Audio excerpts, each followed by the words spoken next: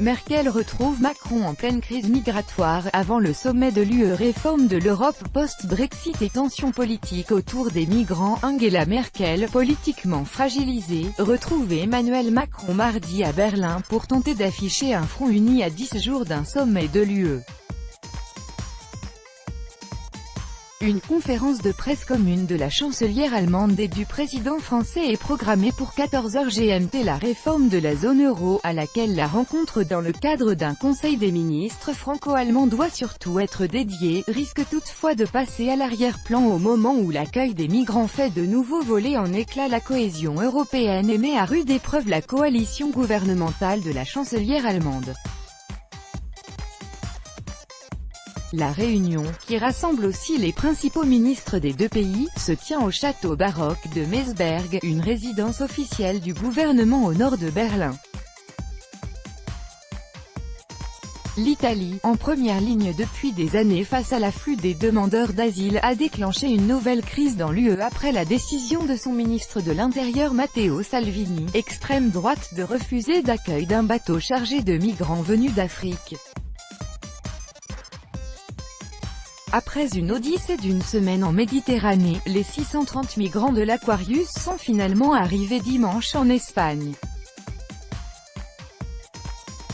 Angela Merkel et Emmanuel Macron sont d'accord sur un point: la gestion des migrants doit être européenne, alors que les pays comme la Pologne et la Hongrie refusent d'ouvrir leurs frontières et que la pression pour le « chacun pour soi » ne cesse de croître.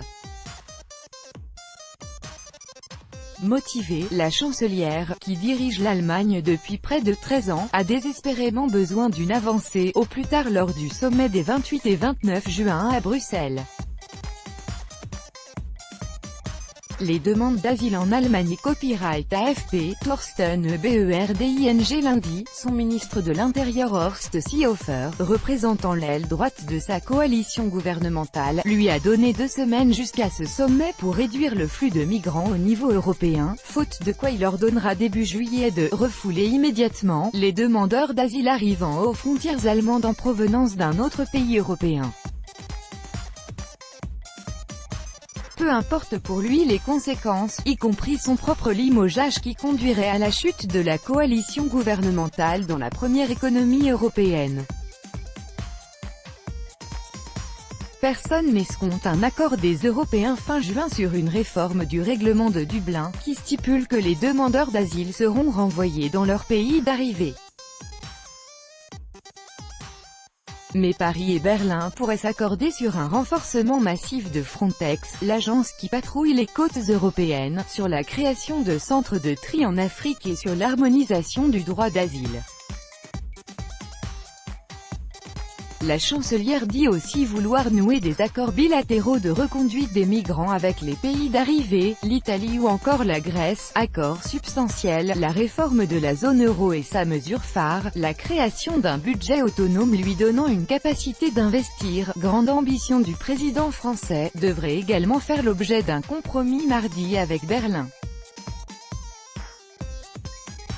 Des migrants sur le pont de l'Aquarius qui entrent dans le port de Valence, le 17 juin 2018 en Espagne. Copyright AFP, Jos Jordan Paris a dit lundi espérer un accord, qui doit être substantiel, dans ce domaine. Il s'annonce pourtant modeste face aux attentes françaises.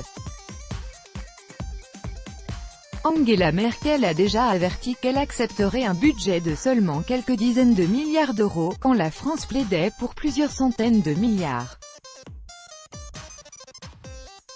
La chancelière est tiraillée entre son aile droite, qui redoute de voir l'Allemagne payer pour les pays trop dépensiers d'Europe du Sud, et son aile gauche, les sociodémocrates, qui lui demandent de ne plus faire preuve d'avarice et de soutenir les positions françaises. Les deux pays devraient plus modestement s'accorder aussi sur une base commune pour l'impôt sur les sociétés. Dernier sujet phare de la rencontre, le renforcement de l'Europe de la défense, alors que Donald Trump menace de moins financer l'OTAN. Angela Merkel s'est dite favorable à la proposition française d'une initiative européenne d'intervention (IEI), sorte d'état-major de crise commun regroupant une dizaine de pays et devant conduire à une force commune. Paris espère conclure mardi un accord avec Berlin pour mettre le projet sur les rails dès juin. Tout droit de reproduction et de représentation réservé, copyright 2018, Agence France Presse.